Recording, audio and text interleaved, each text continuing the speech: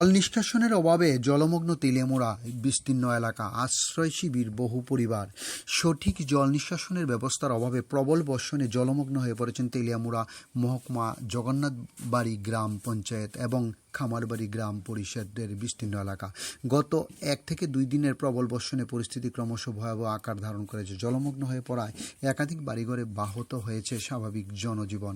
অনেক বাড়িতে জল ঢুকে পড়ায় চরম দুর্ভোগের মধ্যে দিন কাটাচ্ছেন সাধারণ মানুষ। স্থানীয় সূত্রে জানা গেছে, সংশ্লিষ্ট এলাকাগুলির জল নিষ্কাশনের জন্য মূলত একটি মাত্র ড্রেনের ব্যবস্থা রয়েছে, কিন্তু এলাকাটি রেল লাইনের পার্শ্ববর্তী হওয়ায় বর্তমানে রেল লাইনের কাজ চলার কারণে সেই ড্রেন বন্ধ হয়ে পড়েছেন। ফলে বৃষ্টির জল স্বাভাবিকভাবে বেরিয়ে যেতে না পারায় বিস্তীর্ণ এলাকায় জল জমতে শুরু করে এবং পাশাপাশি পার্শ্ববর্তী একটি নালার জলের স্তর বৃদ্ধি হওয়ায় পরিস্থিতি আরও জটিল হয়ে ওঠে।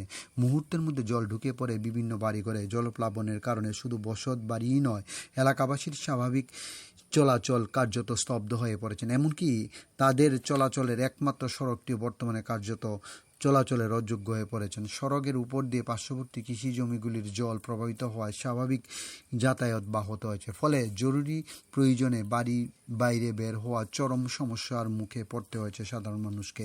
বিশেষ করে শিশু, বয়স্ক, অসুস্থ ব্যক্তিদের নিয়ে উদ্বেগ আরও বেড়েছে। অন্যদিকে জলমগ্ন হয়ে ব্যাপক ক্ষতির মুখে পড়েছেন এলাকার কৃষকরা।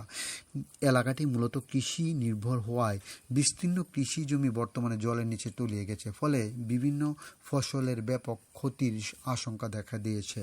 জল দ্রুত নিষ্কাশন না হলে কৃষকদের ক্ষয়ক্ষতির পরিমাণ আরও বাড়তে পারে বলে আশঙ্কা করা হয়েছে। পরিস্থিতি মোকাবেলায় প্রশাসনের তরফ থেকে জলপ্লাবিত পরিবারগুলির সুরক্ষার জন্য জগন্নাথবাড়ি গ্রাম পঞ্চায়েত এলাকায় একটি এবং আশ্রয় শিবির খোলা হয়েছে। সেখানে 44 জন আশ্রয় নিয়েছেন বলে জানা গেছে। অন্যদিকে খামারবাড়ি গ্রাম পরিষদ এলাকাতেও একটি আশ্রয় শিবির খোলা হয়েছে, যেখানে 22টি পরিবার আশ্রয় নিয়েছেন। প্রশাসনের তরফ থেকে আশ্রয় শিবিরগুলি থাকা পরিবারগুলির জন্য বিশেষ সহায়তার উদ্যোগ নেওয়া হয়েছে বলে খবর। ডিউরি রিপোর্ট, খোয়াই টাইমস বাংলা। আরো একবার কি কারণে এরকম হইতেছে?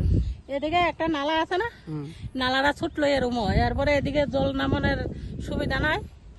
আগে তো জল নামতো, আগে জল নেমে আছে, রেল রাস্তা নেওয়ার আগে জল সব নেমে আছে।